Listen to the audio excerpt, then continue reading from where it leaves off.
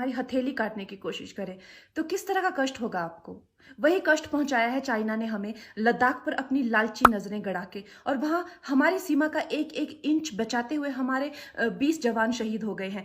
क्या भूल पाएंगे आप उनकी माओं के आंसू, उनकी विधवाओं की चीखें और उनके बच्चों के दिए हुए बलिदान को? क्या ये सोचना ठीक है कि सेनाओं का जो सरहदों पे जो युद्ध होता है वो सिर्फ सेनाओं का होता है, वो सिर्फ सरकार का होता है? क्या उसमें हमारा कोई योगदान नहीं है? क्या हम भूल गए वो वक्त जब महात्मा गांधी जी ने कहा था अगर अंग्रेजों की रीढ़ तोड़नी है भारत में तो उनके बनाए हुए हर उत्पादन का बहिष्कार करना पड़ेगा? तो क्या ये जरूरी नहीं है कि हम भी इस युद्ध में हिस्सा लें? क्योंकि लद्दाख सिर्फ एक जमीन का टुकड़ा नहीं है, भारत की अस्मिता का एक बहुत बड़ा हिस्सा है, भारत की हथेली है। हम उसे किसी तरह से इस दुश्मनों के उनके गंदे इरादों में सफल नहीं होने दे सकते।